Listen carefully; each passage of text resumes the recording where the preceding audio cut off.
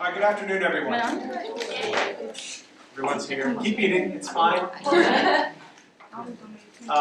It's my pleasure to welcome you to our workshop this afternoon. My name is Scott Knowles. I'm a professor in the Graduate School of Science and Technology Policy here at KAIST. And it's my pleasure to introduce our speakers today for this workshop. I do wish there was some way, this is not bad in terms of being close to being outside. And the Anthropocene, I guess, tells us we should get outside as much as we can while we still can. But it's really a proper spring day here in Daejeon, and a beautiful day on this campus. So I'm delighted and happy to welcome those of you who are not here normally to KAIST and to the Center for Anthropocene Studies for our session today, Hyperobjects of the Anthropocene, Planet, Conflict, and Energy. And there are a few guiding questions which animated the construction of this workshop.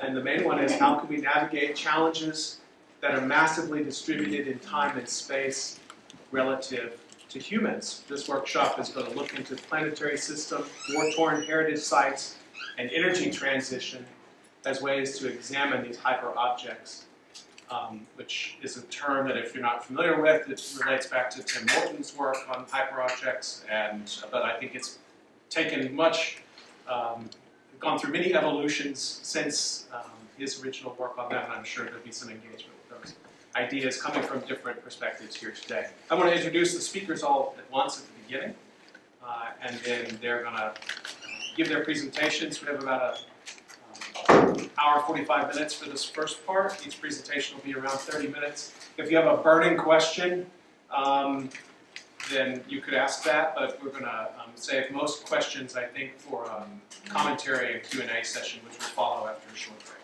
Okay? So let me introduce our speakers then.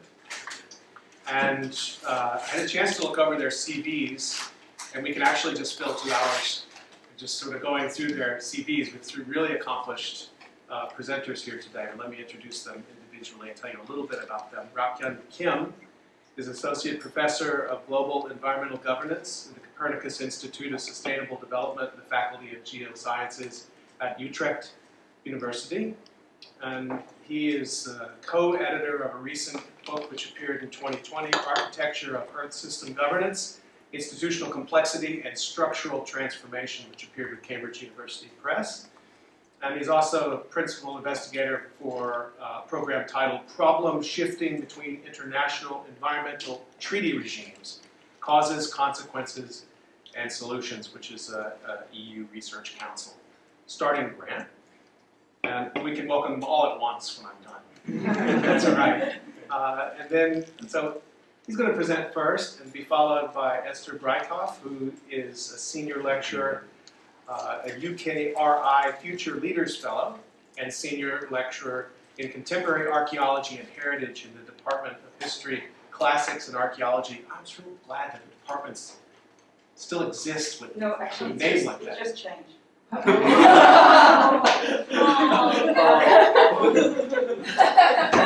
tell me that. I am Read like that. Don't even tell me what it is. I am now in the School of Historical Studies. That's not bad. I thought you were going to tell me it was like AI research or something like that. At the University of London. And she's the author of Conflict, Heritage, and World Making in the Chaco, War at the End of the World, ? Which was published by UCL Press, and also in 2020, a year for publications. And is a PI of Ecologies of Violence, Heritage, and Conflict in More Than Human Worlds, which is funded by the UKRI Future Leaders Fellowship. And then our third speaker, known to many of us as the amazing Ta-Sung Lee, is an assistant professor in our department. We should just own it. Looks like sounds like a movie title. He's an assistant professor in the Graduate School of Science and Technology Policy, and is also the head of our undergraduate minor program, and is, as of very recently, an Iwan Assistant Professor Fellowship awardee. A couple of her recent publications: Corporate Networks and Corporate Social Responsibility, Fortune 500 Companies' Performance on the Sustainable Development Goals, which appeared in International Journal of Organizational Analysis, and understanding energy citizenship, how cultural capital shapes the energy transition, which appeared in the journal Energies. And both of those are co-authored with big teams, so you can tell she plays well with others and collaborates very nicely, as we'll see here today. So I think that I've now discharged my duties to launch this workshop, and we're going to hear in the second half today from a discussant, Sohyun Jung, who is here, an assistant professor here at KAIST in our college, and then our moderator will be Bong-Soon Park, and they're going to introduce themselves, I think, a little bit later as we go along. So I think with that, then I will turn this blue marble over to Professor Kim. It's all yours.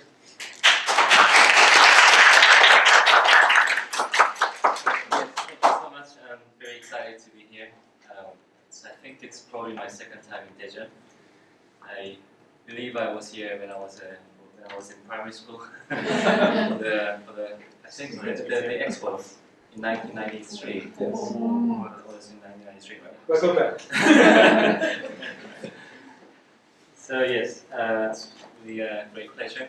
So I'll talk about a paper that I published in 2022 in the Anthropocene Review. It was titled Hanging Gaia 2.0, Earth System Law or in the ruptured Anthropocene. So that's basically where my talk is coming from. And I'm going to present an idea. And the idea is pretty simple, and I hope to make the message clear across to you. Let me start here. Let me start by summarizing the argument. So the argument is that the tipping will happen. The Earth system will tip across or cross tipping points at some stage in the future if we maintain the business as usual. And this change will have consequences and implications for the idea of protecting the environment, or environmentalism in general, or also, for that matter, environmental institutions more broadly. So then we need to rethink about the purpose of environmental institutions, and the idea of protecting the environment when tipping happens. And this is a poster, a movie poster of the movie called The Day After Tomorrow from 2004.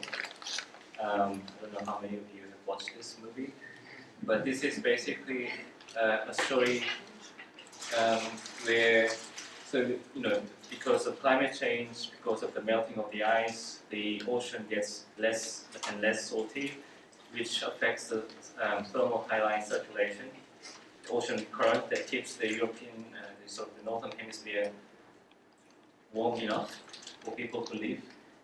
Because of the changes in the salinity in the ocean, this ocean current stops, and the ice age comes, especially in the northern hemisphere. And this in the movie it happens really dramatically, almost overnight. But of course, it won't happen like that. But this is a very likely scenario of the Earth system for some time in the future. And so that's the argument.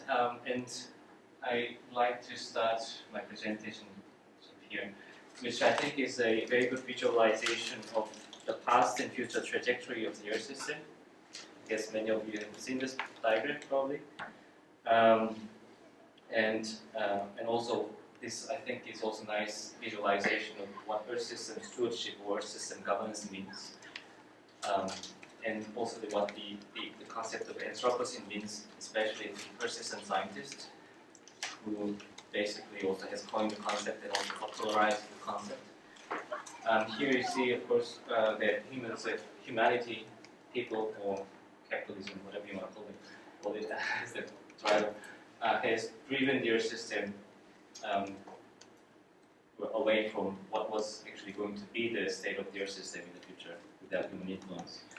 And then, so the Earth is here, and if we maintain as the business as usual, it's going to cross some tipping points, which here is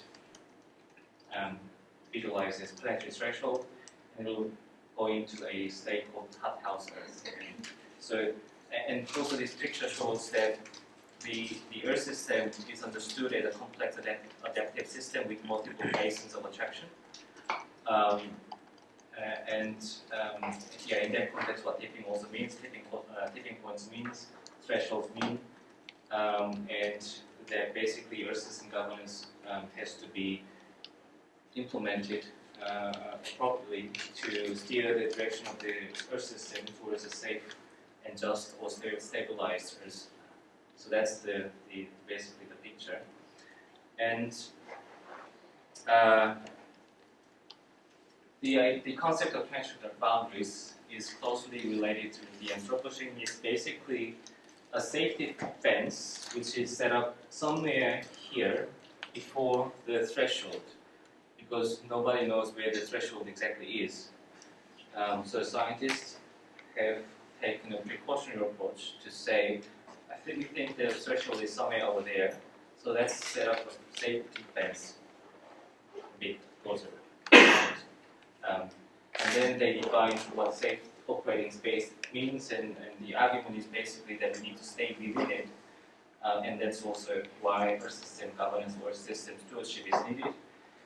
This framework has been really useful for governance as the purpose, ultimate purpose of Earth system governance, and also more specifically to say that planetary boundary are the limits, fundamental the limits which we need to respect and not cross. So therefore, we need to institutionalize these limits as targets, like Paris Agreement 1.5 target, etc. And these planetary boundaries are also interdependent. So these boundaries are identified for each subsystem within the Earth system. And these subsystems are interdependent, interacting with one another. So if we cross the tipping point in climate system, for example, it will have consequences for other planetary boundaries, etc., etc. So there will be cascades. Therefore, we need to coordinate institutions that are designed to address challenges for each of the planetary boundaries. So coordination of institutions is important. I'm not going to go into the details, but the idea is that, so planetary boundaries has been really useful for governance. But the planetary boundaries will lose their relevance when the Earth system crosses the tipping point, when the Earth system basically falls off the cliff. Because it's a safety fence set up before the cliff, edge of the cliff, but when a person falls off the cliff, then what's the relevance of the safety fence, basically? Well, if tipping isn't likely to happen, well, there's no point of asking this question, whether or thinking about this. But according to Earth system scientists, well, tipping is imminent and probably unavoidable, sadly. So Earth system scientists fear that irreversible tipping points in the Earth system may be imminent and already outside of our control. We might already, so Tim Langton and others, for example, have said we might already have lost control of whether tipping happens. Like Hamilton, it's too late to negotiate with the Earth. And the first tipping element that will be actually going to be affected, damaged, is probably the West Antarctic ice sheet. And there is already news and studies increasingly out there saying that this is going to collapse in the next decades. And that will have consequences for other tipping elements and tipping points. And there will be a global cascade of tipping events. So, and this process is irreversible. That's also very important to note. So the concept of the Anthropocene, the idea of the Anthropocene, means in this context is a rupture in planetary history. That's not my term. That's Clive Hamilton's term. And which means that humanity has pushed the planet beyond some of its critical tipping points, and now the system has started one way transition into a new stable state, which is visualized, this as a basin of attraction. And this, so if you buy this idea, if you accept this idea, then the idea of an imminent rupture demands a reflection of Earth system governance, of the meaning of Earth system governance, of meaning of Earth system stewardship, planetary stewardship. What is it for? And also the assumptions based on which environmental institutions, environmental law, environmental policies are built, are made. And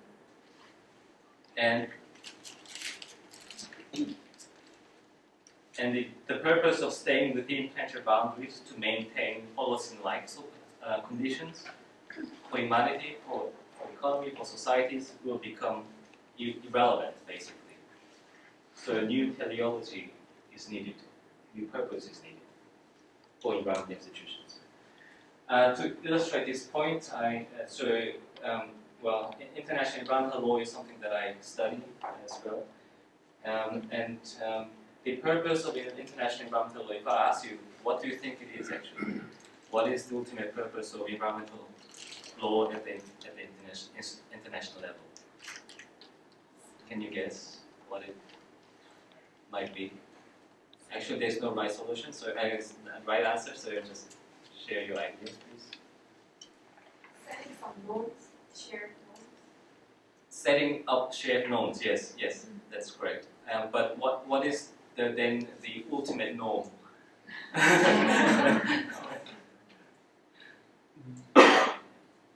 Safeguarding the world, Sorry? making world safe for future generations. Yeah. Yes, future generations, protecting the environment for future generations. In sort of a technical term, in many of international instruments, the goal is kind of implicitly stated as the maintenance and restoration of the integrity of the Earth system. So that is, exactly. So that's what I'm going. Yeah. So the Holocene. So the ultimate purpose of international environmental law is to maintain the Holocene state, or if we have gone beyond or outside of the Holocene state, let's restore the Holocene state. That's the goal. And by how? Mostly, I mean, this is not it's a generalization, but mostly by letting nature be, by reducing human interventions, reducing human impact on the environment, reducing human interference with the environment. And then maintain change within the Holocene envelope of natural variability. But the point is that after clipping happens, the nature is not the same nature as we know it,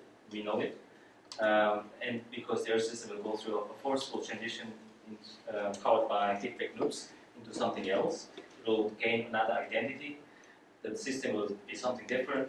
So letting nature be, or doing nothing, or reducing our influence, is actually not going to be enough to bring the Earth system here, which is going to be here, up here. Because the Earth will find itself very comfortable in the bottom of the basin of attraction. And this new basin of attraction is likely to be very deeper and hostile to life as we know it. So, in that sense, the idea of protecting the environment from humans will cease to exist, because Gaia won't be kind. So the environmentalism in that sense will come to an end as we know it, as we define it. But not only because the human nature dichotomy has become blurred, but the environment will no longer exist as an object of protection from humanity. So I mean, what do you think about this? I mean, is it something that is so logical and so obvious, or is it something that we have never thought about, or is it something that makes you uncomfortable, or becomes hyper objects. Yes. Yes, Gaia 2.0 is a hyper object. Tipping point also. But, well, yeah, so environmental institutions are beginning to sort of get a grip of this idea that there is tipping, and what if tipping happens? What should environmental institutions do or look like? But they mostly remain nostalgic of the past, especially those at the international level that are concerned about planetary conditions. They're nostalgic of the past, and they try, in the sense of they're trying to restore still the past conditions. But the past conditions will soon become impossible to restore when tipping happens, as I said, and we will need a new purpose for post-apocalyptic environmentalism, if you want to call it that. So in sum, the past becomes irrelevant, futures remain uncertain, and for environmental institutions to stay relevant in the ruptured Anthropocene, they will need to shift focus to making planetary futures rather than being nostalgic of the past and trying to restore the past.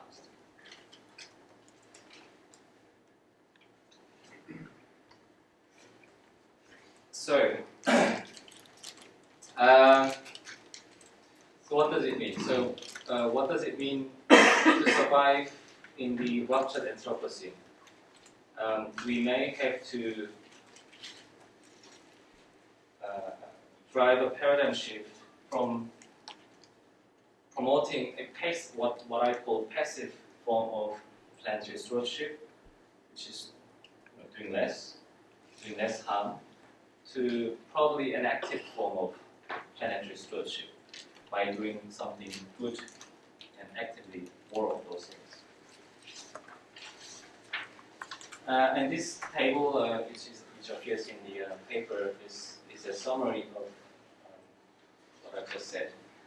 So, and I think it's useful to differentiate two types of Anthropocenes, to early Anthropocene and ruptured Anthropocene. So the Anthropocene before the tipping point and Anthropocene after the tipping point. And well, I will not explain everything in the table, but depending on where your system is in the trajectory, governance response will be different. So in the Holocene, it's about managing natural resources sustainably. We don't have to worry about tipping. In the early Anthropocene, it's about minimizing human interference with the Earth system, maintain or restore ecological integrity. And then in the ruptured Anthropocene, the response will be to actively intervene in the Earth system to move it out of the hostile state and into a human-maintained basin of attraction. Where are we now? I believe we are somewhere here.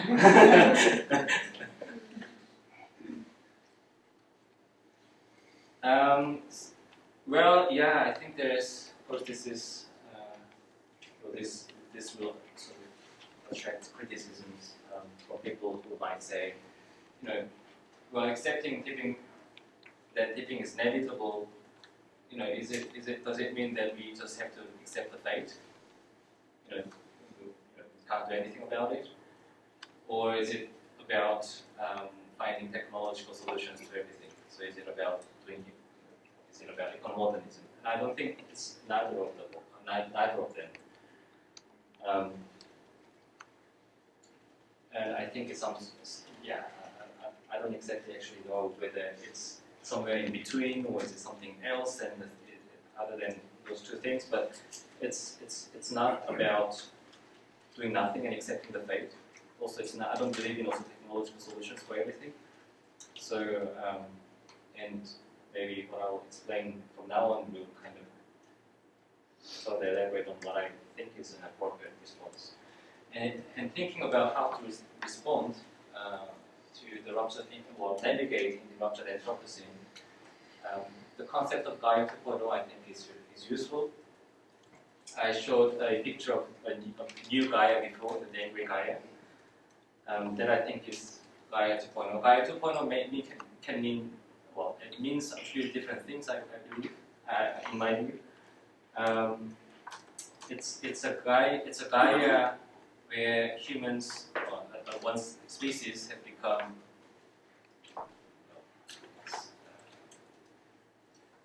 have gained sufficient level of intellectual capacity so that we know what the consequences of our action will be on the Earth system, and therefore we can adjust or change our actions and behavior so that we have some control over the state of the Earth system. That's how Latour and Manton is framing the concept as.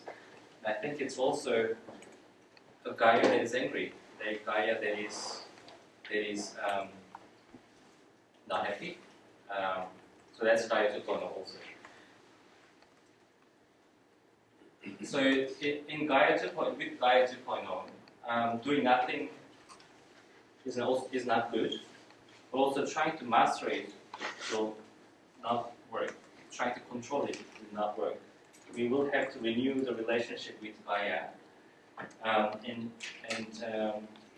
here I think it's important to emphasize that humans have not only developed the capacity to disrupt the system, but we also can cure the system by exercising curative agency.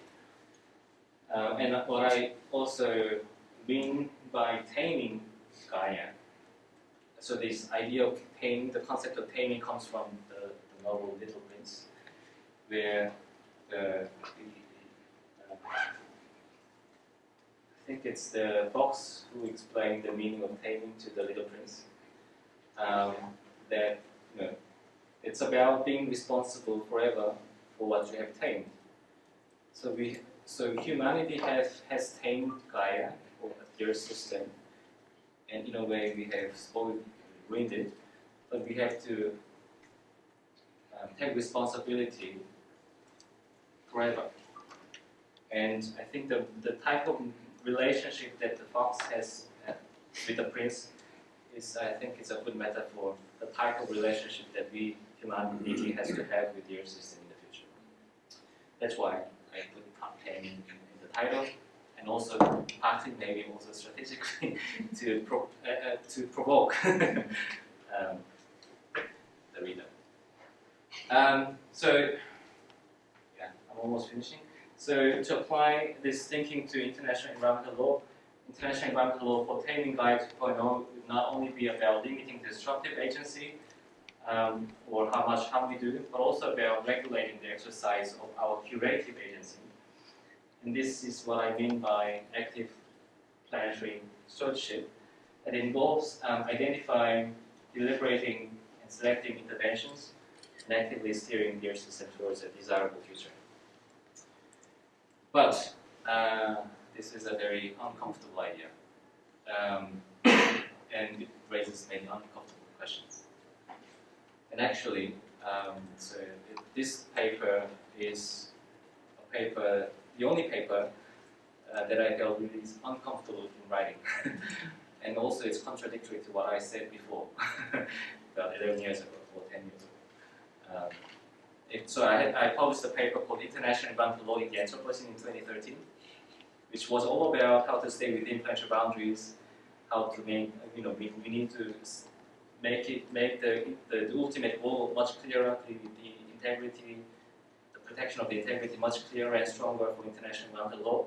But now I'm saying, well, what if that thing happens? What does it mean for international environmental law? And then I got to this idea and the argument, which makes me really uncomfortable. Well, why uncomfortable? I mean, because there will be unintended consequences if we try to,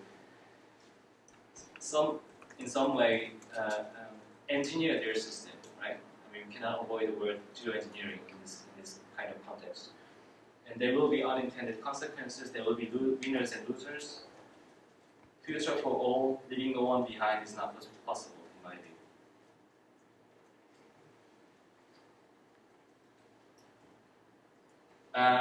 And yeah, so the concept of Earth system law I have well, in a way coined and also conceptualized with a few other colleagues is trying to capture what is required of international environmental law 2.0 in the ruptured Anthropocene. You can read also.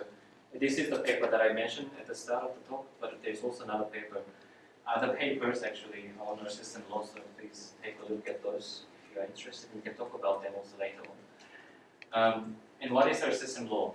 Earth system law it's trying to enable anticipatory governance at planetary scale. So, well, the past is not relevant, future is more important but uncertain. So the politics of the future will become increasingly important. And the making of planetary future should not happen in a cockpit because that's why the politics will become more contentious. And Earth system law seeks to address global goal setting as the ultimate challenge of planetary stewardship in the ruptured Anthropocene, which in practical terms maybe we can think of this as a legal law that supports post-2030 global goals setting process. So that the process of goal setting for the entire world becomes more inclusive, more transparent, more participatory, etc., etc. Earth system law pursues planetary integrity through justice. Well, as I said, there will be winners and losers, and whichever trajectory humans choose for the future of our planet, there will be losers and winners, and Earth system law will have to ensure that costs and benefits are equitably shared. And also, lastly, where is science coming from? The Earth system scientists, right? Where they tell us, or they tell the entire world, where the planetary boundaries are. And although they are just individual scientists, they have gained so much influence. They have become powerful political actors.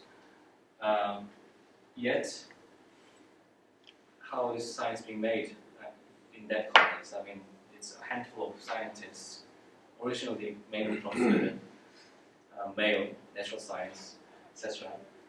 So it's not as democratic as it should be. IPC is doing better, but still not there yet. So also the Earth system law will have to further democratize science. So finally, the Anthropocene, to summarize, the Anthropocene rupture requires a corresponding state shift in the way we think about the past and future. Earth system law maybe is an alternative conceptual framework or model for thinking about the future of international environmental law and other more generally environmental institutions.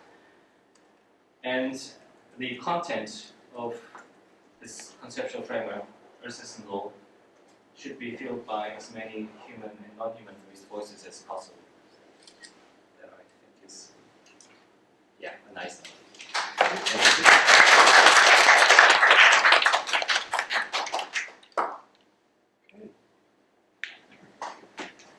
We need the PhD marking. Anybody?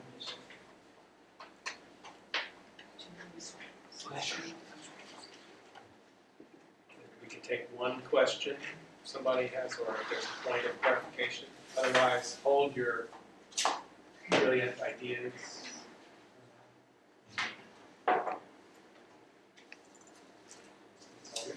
I was put in charge of organising this, so I'm not doing a good job. Well, thanks for having me today. I'm very excited to be here. I will have to maybe read my presentation because I had a head injury 2 years ago, and my memory is really suffered from this head injury still. So, nowadays I have to read. I hope you don't mind. Sorry. I've already saw connection. Got it. Sorry, hold on. I already saw connection. Oh, really? Yeah. Nice. That's There we go. So what I'm going to be talking here today is on part of a big project that I'm the PI on, which is called conflict ecologies. No, sorry, ecologies of violence. Ecologies of violence, and it basically has 3 strands. One is on conflict in Laos, One is on conflict in Paraguay, and one is on conflict in First World War conflict in France. And they seem very separate issues, but they actually all come together because my main argument is that industrialized war is a hyper-object which transcends time and place. There we go, the hyper-object. So I just... Okay, so I would like to start my presentation with a picture I took walking around a market town, a market in the town of Luang Prabang in northern Laos in April of 2019, where I came across this boy who was selling neatly arranged bottle openers and bracelets. And next to him was a sign that read, I'm going to read it to you. These bracelets were bombs. We make bracelets, not war. Our bracelets are made from the aluminium dropped in our country during the secret wars since 64 to 75. After war, someone told us what to do with the bombs that destroyed our lives. From bombs we made souvenirs such as spoons, rings, chopsticks, bracelets, bottle opener, and other. We began to form bombs into beautiful bracelets. We bring the new meaning in bombs and help ourselves and escape poverty. Thank you very much for your support. I know it's not perfect English, but I think we can all understand what he wants to say. So the question is, of course, how does this kind of locally produced material from war debris here in the picture connect with the contemporary global issues of the Anthropocene? And how does a critical heritage approach bridge the two? Because I'm from the field of heritage studies. So this is what I would like to explore in my talk today. And before I expand on my case study in Laos, I would like to first say a few things about the concept of heritage in general. So both cultural and natural heritage, and unfortunately, even though despite our best efforts, these two things are often still divided, nature and culture within the heritage sector. So both cultural and natural heritage, as conventionally understood within the global north, are traditionally associated with aesthetically pleasing objects and landscapes, which by virtue of this positive association are deemed worthy of preservation for the benefit of future generations. So within this context, heritage relies to a large extent on the notions of endangerment, which bring with them a fear of loss and change. So when we think about places and things that people traditionally consider heritage, people seem to be always worried about them getting somehow damaged or irreversibly lost. And I included the famous example of the city of Venice, of course, which is at risk of being submerged forever due to rising sea levels and floods due to climate change.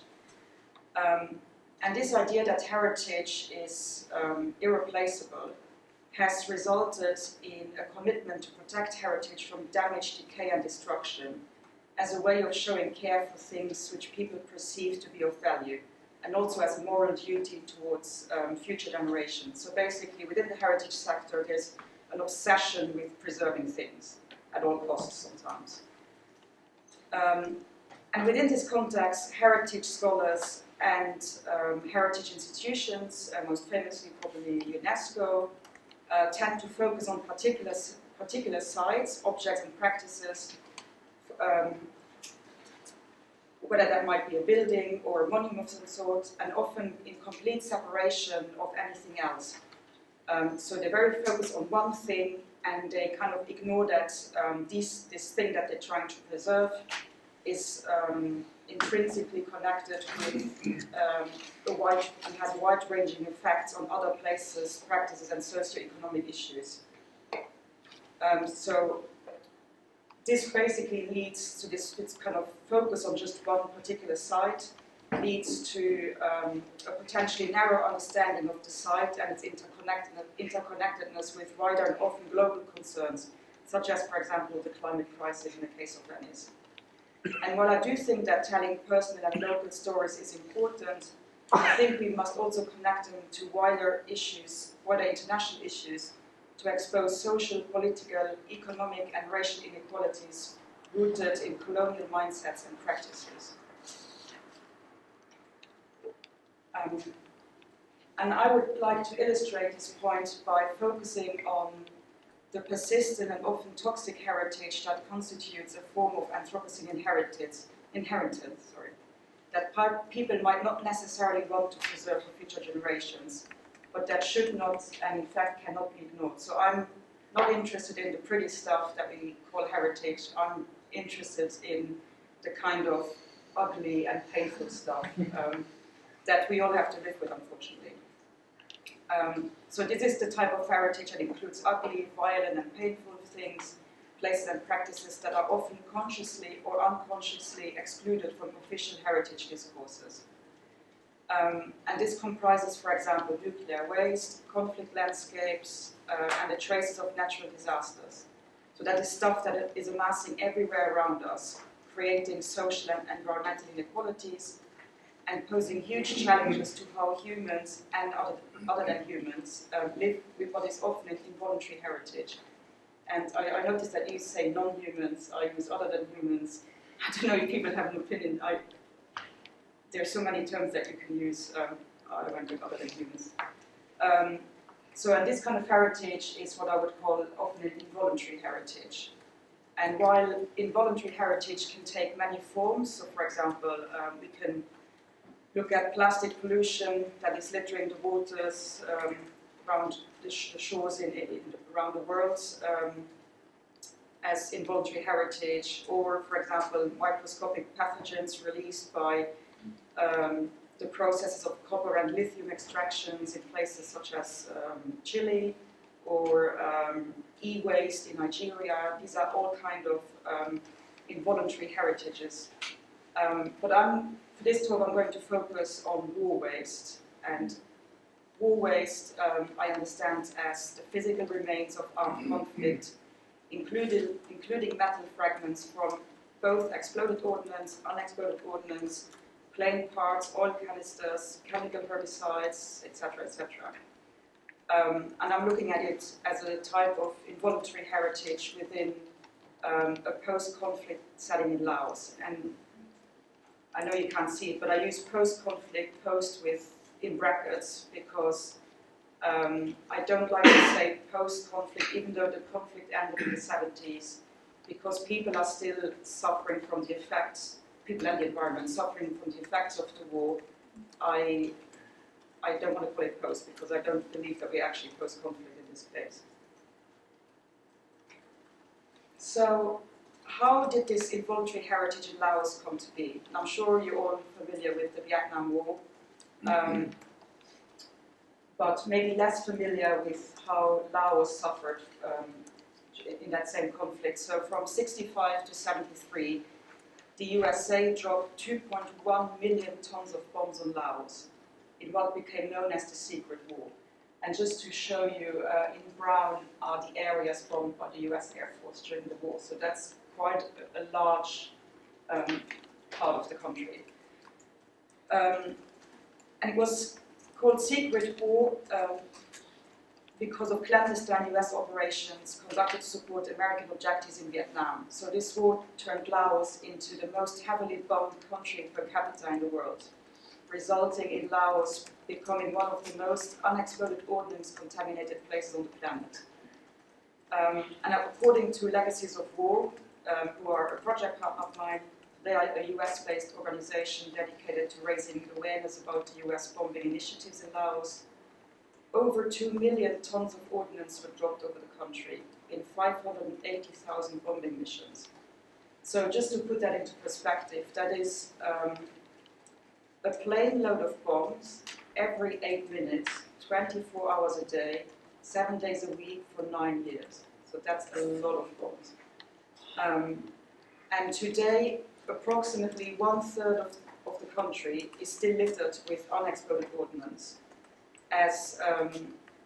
So they mostly drop cluster bombs, like the really horrible ones. 80 million cluster munitions failed to detonate during the war, so they are still sitting in Laos live. And only of those, only 1 million have been cleared so far, so they've still got 79 million cluster bombs to get rid of in Laos. So the waste left behind by the US can be considered a form of colonialism known as waste colonialism, toxic colonialism, or toxic waste colonialism, which refers to the growing practice of high GDP countries dumping their hazardous waste onto periphery countries and or indigenous territories. And one of the famous examples nowadays is probably Western countries dumping their e-waste in India and African countries. So in Laos, as I just said, war waste in the form of unexploded ordnance has permeated everyday life. So whole areas have been rendered uninhabitable, hindering social and economic progress. But I have to say also that it's important to mention that this kind of colonial waste is not necessarily always visible to the eye. So there are big things like this lying in the landscape, but it goes a bit deeper than that. So despite their toxic effects still not being fully understood, lingering dioxins from chemical herbicides such as Agent Orange and white phosphorus are believed to have left a devastating imprint on a cellular level in the bodies of people riddled with cancers and birth defects. And this is a quite tricky topic in Laos because the government doesn't want to really talk about the fact that these chemical herbicides were dropped on the country, even though they have a lot of proof in people's disabilities. It's very difficult to do research on this. There's one group that does a bit of research on it because the government, it's very heavily controlled. So, and while war waste and waste more generally are undoubtedly a global phenomenon, the discrepancies around the practices and infrastructures of waste production and management are predominantly focused on the global south.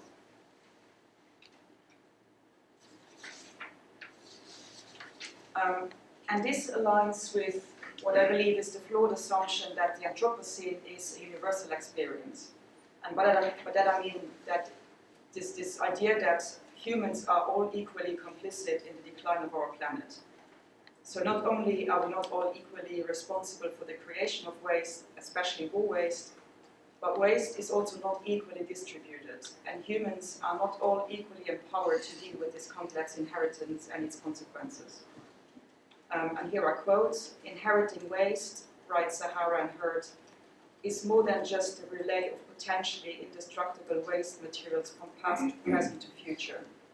Through waste, we bequeath a set of politically, historically, and materially constituted relations, structures, norms, and practices with which future generations must engage." So basically, when people drop basically their rubbish onto other people's territories, you drop not just the physical things, but a whole kind of political agenda with it. So war waste is not only an intrusive, unruly, and potentially deadly material legacy of past armed conflict, but it also perpetuates past colonial power inequalities in the present by hindering local self-determination and control over safe land usage. So people in Laos are basically held hostages by the unexploded ordnance in their soils, and they can't really decide themselves how to use their land. So the unequal power relationships and imbalanced distribution of war waste as involuntary heritage can thus not be studied in isolation from its far-reaching material and socio-economic effects. So I have argued in this book here a little bit of self-promotion,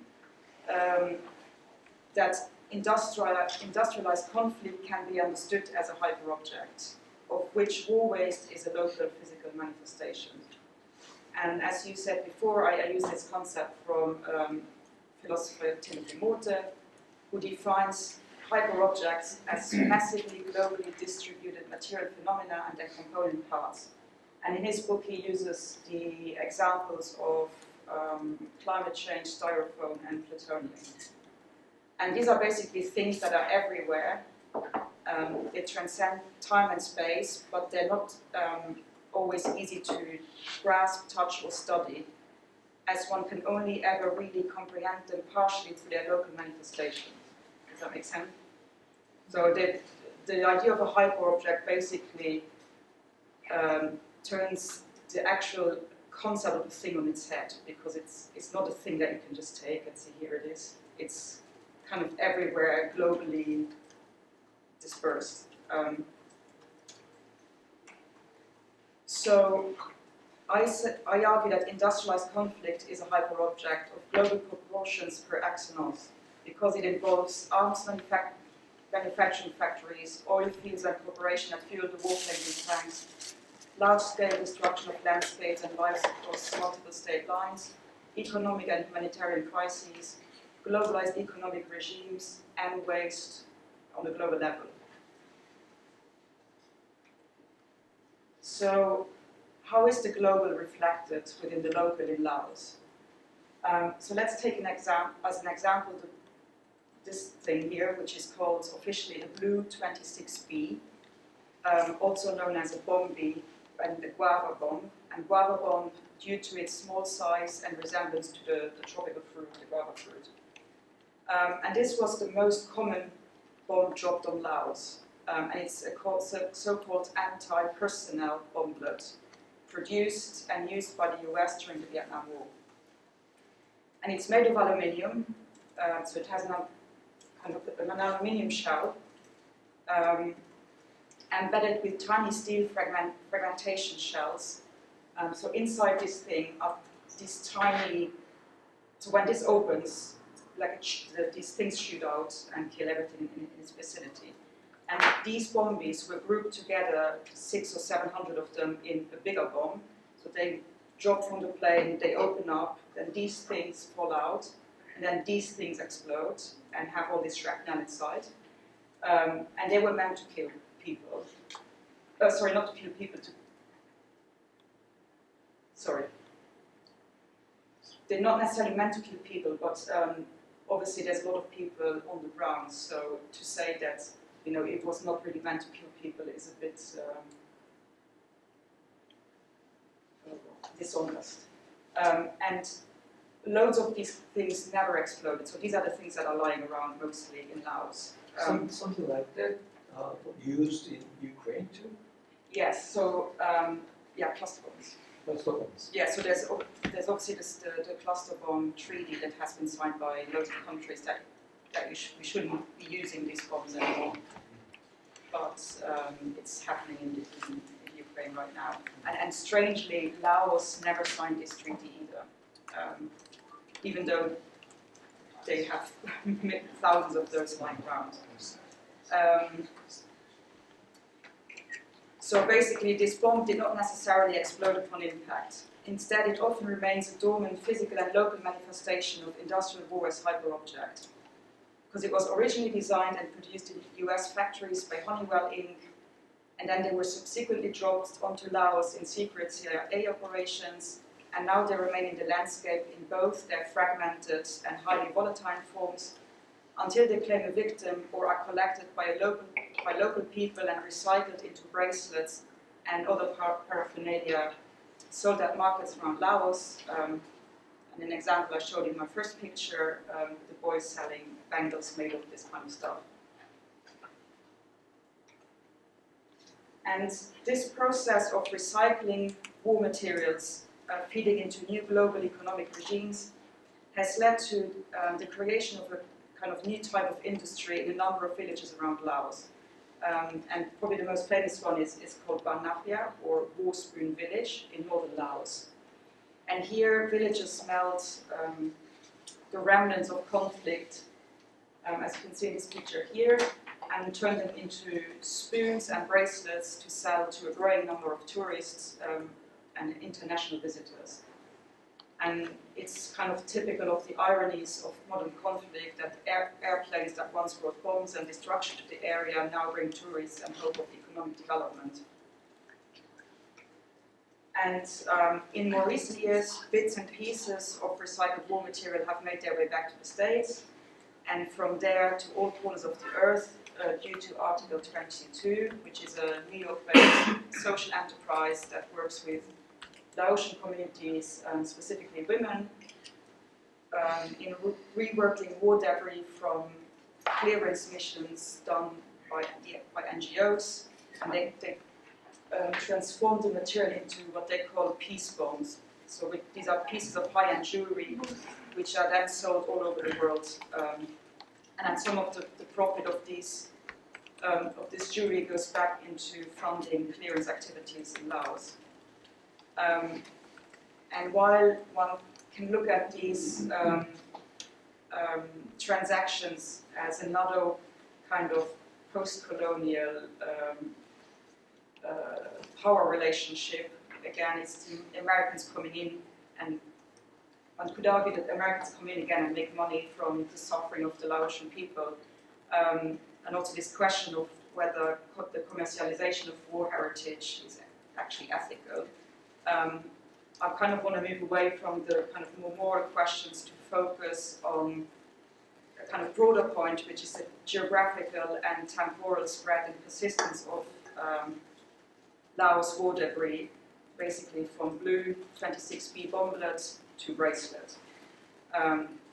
So like the US factory where they were originally produced, the recycled and internationally distributed remains of armed conflict form part of the industrialized war as hyper-object of global significance.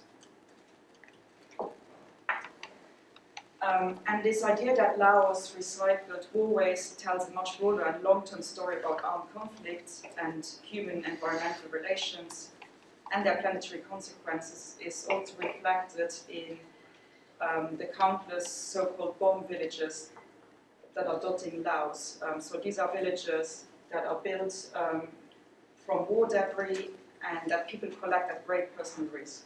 So, you can see houses built on stilts using the tails of some kind of, I'm not a bomb specialist, and bomb casings used as herb planters, and they have now kind of become almost like an open-air museum where tourists, there aren't that many tourists, but tourists can basically have a tour through the bomb village in Laos. And here is another example of this kind of involuntary global within the local heritage. This is the site of Longchang, which is a community situated in the mountains of north-central Laos. And in the past it was referred to as the most secretive place on earth because it served as a clandestine air base for US forces from the early 60s to May 75. And it was basically from here that the CIA fueled thousands of planes on their missions to go and bomb Vietnam. But a lot of the time, they basically dropped their bombs and chemical herbicides on Laos because there was a rule that pilots were not allowed to come back and land their plane with bombs because it's too dangerous, the bomb could go off. So if they somehow didn't make it to Vietnam or didn't drop their cargo, they had to drop it before they came back to base, so they dropped it over Laos. And this was all done in secret, as Longchang did not officially exist and did not appear on many contemporary maps. So that's obviously a picture from back then. This is a picture when I visited in 2019. This is the runway, and the material culture that persists in the landscape basically tells the whole story.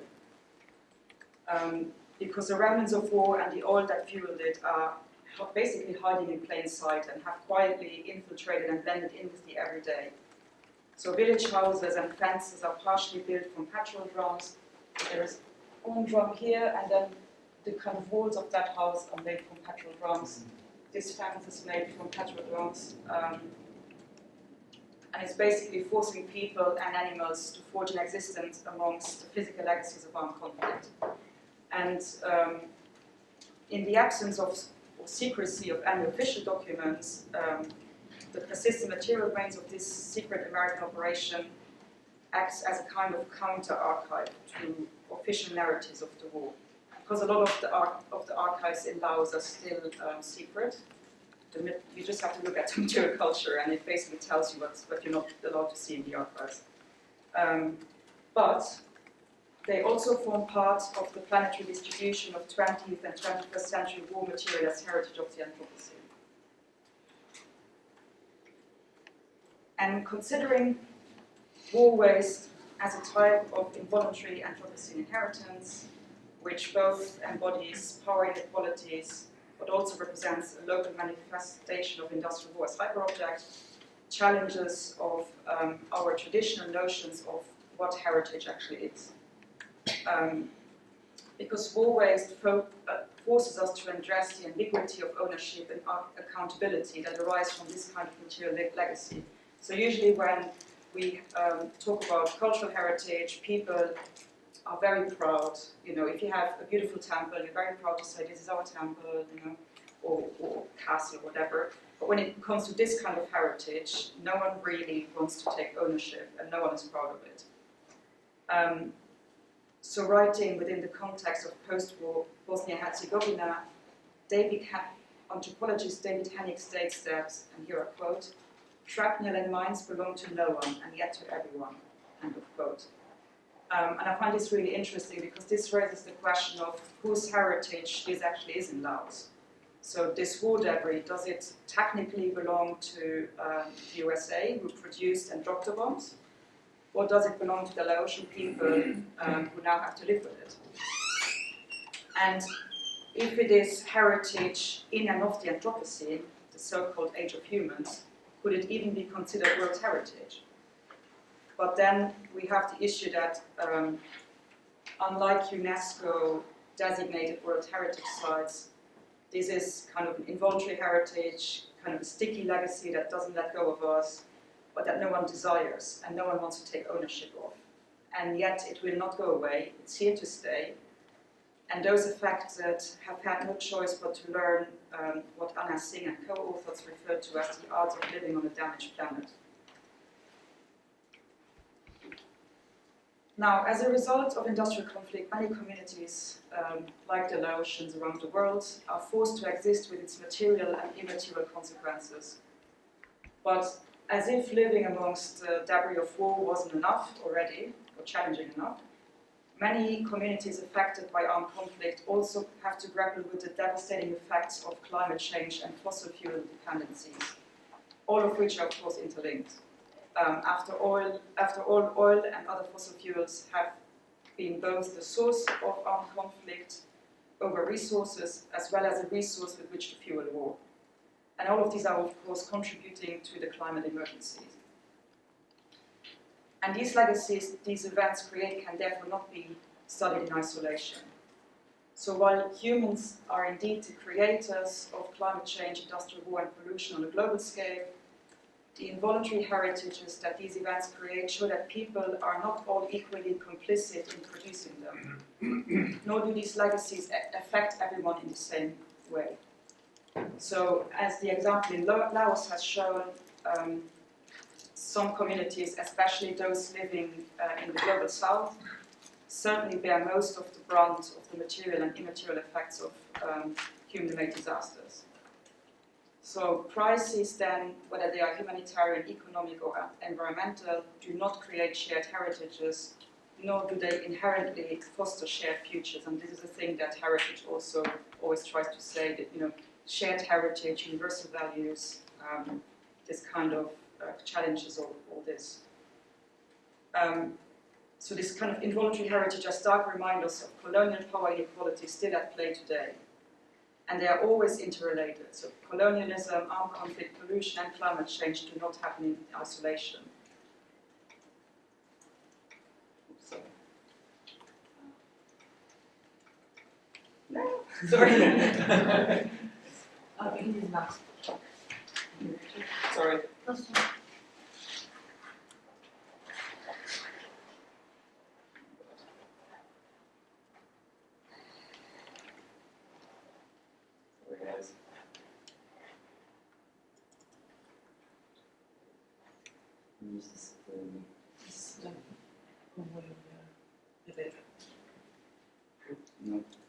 Okay.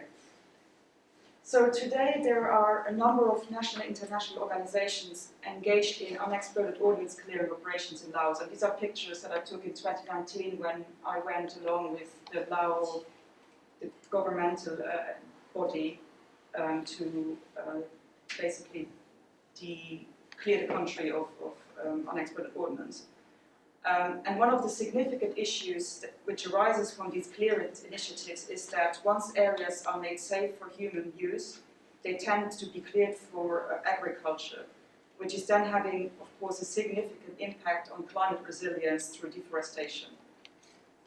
Because the kind of beautiful thing for the environment is that when all these places that are littered with raw material are not being touched, so nature was allowed to grow and things were, just thriving, but then obviously people want to use the land for agriculture, but then once they clear it, it's kind of a vicious circle. So affected areas in Laos are seen as some of the most important areas for reforestation to address the climate emergency as part of the BOM challenge, which is, of course, a global goal to bring 150 million hectares of degraded and deforested landscapes into restoration by 2020, and 350 million by 2030 to build global resilience against climate change. So these current effects of climate change also add another dimension of to this explosive heritage. This is the last point I would like to make. So in Laos, as basically everywhere in the world, unpredictable climate patterns are hindering removal efforts of this unexploded ordnance. So floods are forcing people out of their homes and into areas that have not been cleared yet. And areas that were cleared previously and deemed safe are at risk of becoming dangerous again due to the landslides and dislocation of unexploded ordnance brought on by the floods.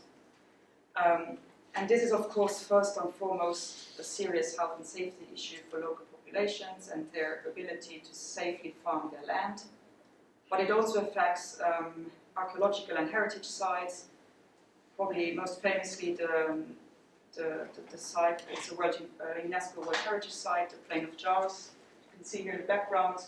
And this is basically a stone. MAG is the Mines Advisory Group, so this is a British NGO that clears unexploded ordnance in Laos. And whenever on the side you see a stone like this, it means it has been cleared, so it's safe to walk on. So floods and rising temperatures contribute also to toxic materials becoming unstable and further increase rates of chemical degradation, so even cleared areas become hazardous again. And while in the field of heritage, we are conventionally trying to avoid process of material decay, war waste defies this kind of traditional understanding of this, and also our traditional heritage management strategies. So we kind of have to look beyond just trying to preserve things. So this kind of heritage asks how humans might exist among these large, ambiguous, and often toxic byproducts and remnants which do not readily decay, but are often unstable and lie in wait, like the countless bombies that I showed you dotting the rice fields of Laos, ready to explode when least expected. This is my last slide. So, as this paper has argued, Laos' recycled war debris has the potential not only to tell the story of the country's secret war, but also point more generally to the interconnectedness of global issues such as colonial violence, pollution and climate change, and their very complicated relations to present-day socio-economic realities. But rather than thinking of such places as simply tragic witnesses to armed conflict, I would like to propose that we might instead conceptualize this involuntary heritage as a physical manifestation that tell a global story of conflict as 20th century Anthropocene hyperobject, and human and other than human resilience to this conflict, and unequal impacts across the planet. So this speaks not only to the ways in which the debris of conflict has infiltrated every aspect of the contemporary material world, and therefore challenges us to rethink conventional understandings of heritage and its relationship with ideas of ownership, accountability and management. But it also points to the necessity of finding innovative ways to forge hope and new life from destruction. Thank you.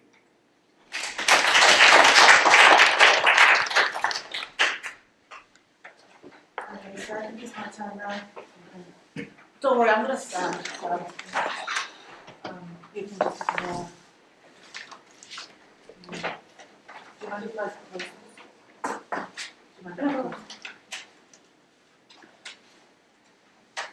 Okay, I don't have any pictures. No, I do.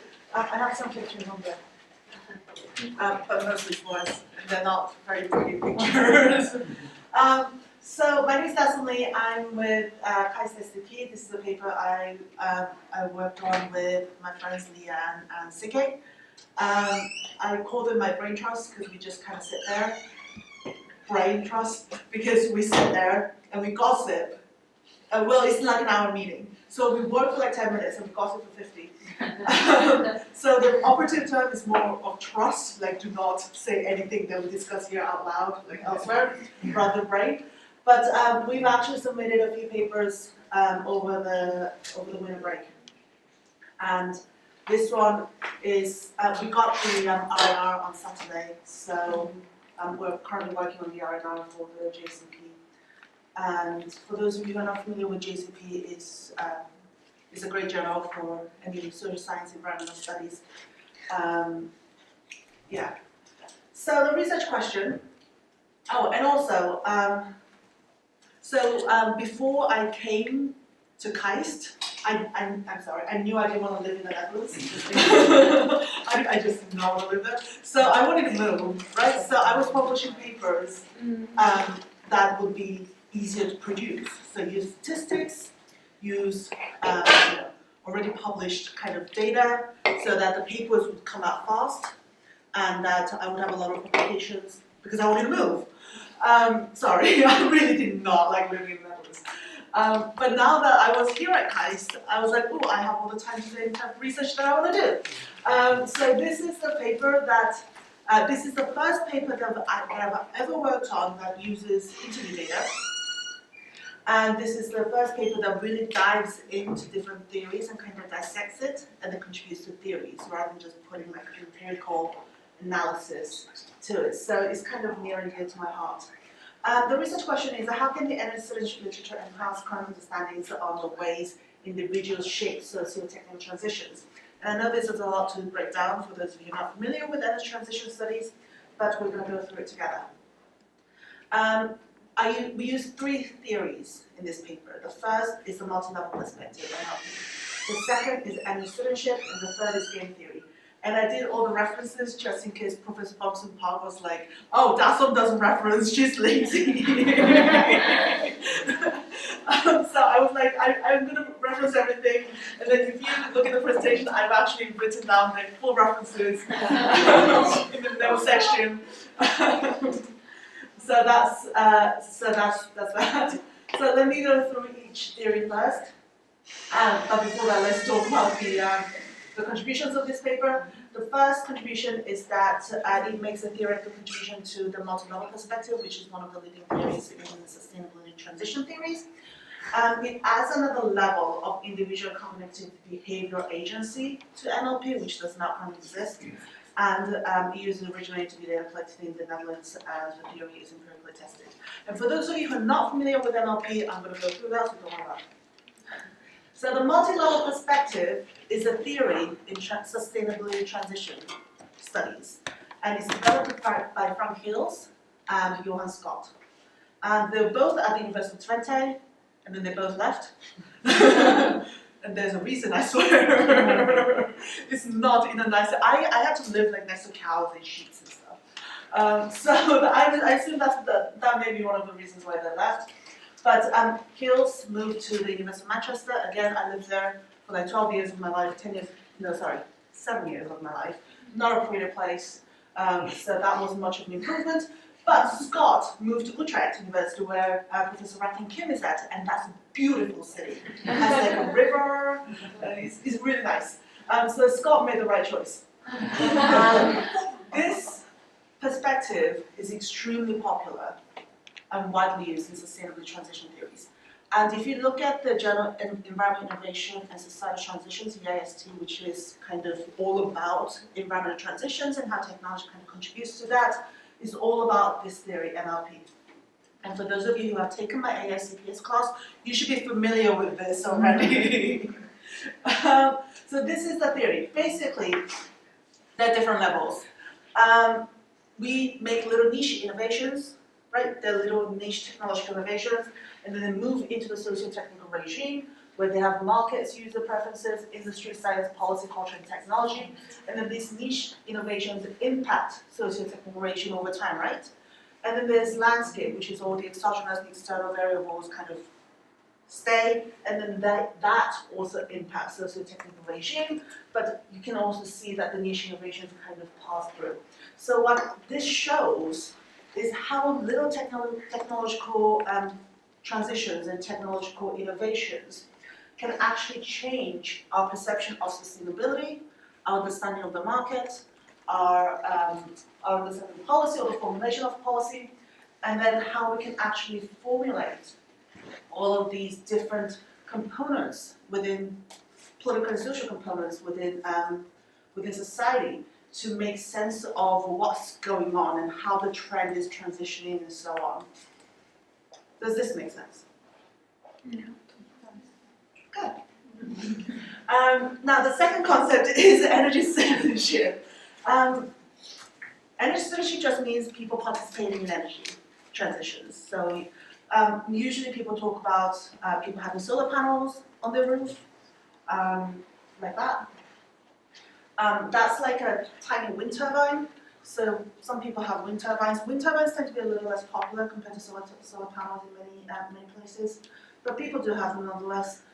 And this is one form of energy citizenship, and it's an important part. But we also discuss the people protesting, right? A form of protest is a form of energy citizenship as well. So this person is saying their future is renewable energy, and this person is saying keep the oil in the soil, which is nice, right? So these protests actually support the energy transition, right? They support the renewable energy transition, but they're protests that actually stand against energy transition. So they don't want wind turbines near them. They don't want solar parks near them because they're ugly and they're noisy and they give them headaches. So those forms of protests are also considered as energy citizenship, even if they stand against the energy transition, because they are participating, they're politically participating in the way that the energy is kind of shaping, the energy landscape is shaping in society. So in our previous paper, not this paper, we developed a concept called communicative participation. There's a lady called Marion Rionan. I can email you her name. It's really difficult to pronounce. And the researcher and her colleagues discuss material participation. So having the solar on your roof, having smart meters, trading energy, and those are material participation. And it makes impacts in the energy market because when you have smart meters, there's more grid reliability. If you have smart meters or if you have solar panels, there are net metering schemes where you can actually trade energy and be a consumer. And then this type of engagement is considered co-production and this is how we understand material participation, like me and my colleagues, is that it's a form of co-production. Citizens directly participate in the design of and the provision of public value of energy. And the communicative participation of energy citizenship, which is what we discuss in detail in the second paper, is that it's about protest, petitioning, and voting.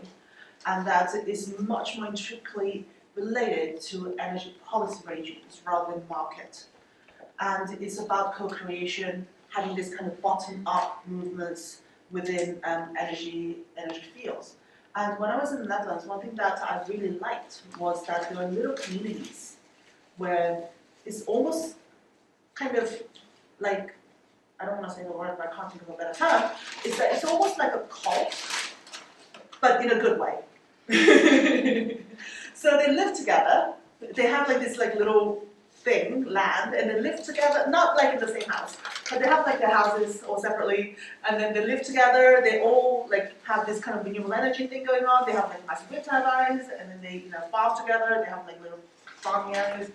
And that kind of communities exist everywhere in the Netherlands, and that leads to kind of bottom-up movements where energy transitions are led by the public rather than kind of top-down government-led transition. So, and then we talk about agency in this paper a lot. And I'm a structuralist. I do not necessarily believe in agency. So I felt the need to define the concept before I moved on. So in this paper, we had an extensive debate about this, me and my friends, because I was like, I do not believe in agency. And Leah, my other friend, was like, yes, there is agency. And I was like, no, there isn't. So for me, agency refers to individuals exercising action in response to rules dominating the social structures in which they're embedded. That means that individuals do not act, for me, out of complete free will, but rather they're merely responding to the existing structures, and they're merely responding to existing structures in a specific way because they're embedded in that society and have been influenced by other formal and informal structures of that society. So that's how I define agents in this paper. If you ask the co-authors of this paper, they'll argue differently on this issue. And then we discuss game theory in energy citizenship. Game theory, and I understand we are actually kind of discussing a lot of different theories in one paper. And this is something that I actually advise my students to not do. Because the paper gets really complicated really quickly. And we did struggle to write this because we were discussing so many different things. But games basically refer to how energy citizenship can stimulate system changing dynamics. So game theory is basically saying that rational actors have the ability, have the agency to act in a way that benefits them the most, right? And in energy citizenship, that could be based on sustainability, so you make sustainable choices, or that could be based on monetary, so you make choices that most financially, make sense. And then there are polity games, which are a coalition of actors promoting their preferred political outcomes. So that also relates back to the sustainability element. And this is the model that we're kind of extending. And I understand we need to do a better job of drawing the diagram because we, like is it a pentagon? It's kind of like squashed. But so it's the same thing as before, right? But we basically added these two. So we are adding the public goods co-production and policy co-creation. A is the communicative participation and B is material participation. And we're basically saying that as new technologies and new renewable technologies come in and enter the socio-technical regime, the policy co-creation, the communicative energy participation, and material participation can actually influence the socio-technical regime as individual agencies are embedded within them, and then the socio-technical regime changes over time. We have several propositions. The first is that landscape pressures motivate energy citizenship by orienting action towards a specific purpose or goal. And this is the NLP, the landscape pressure, where the external exogenous factors were. There you go. This is the landscape. So that's all the exogenous factors. And then we're trying to see how the exogenous factors motivate energy citizenship. So that's the energy citizenship literature. This comes from NLP. The second proposition is that citizens adopt new rules to suit their energy transition goals. The citizen part obviously is energy citizenship. Adopting new rules to suit their energy needs is game theory.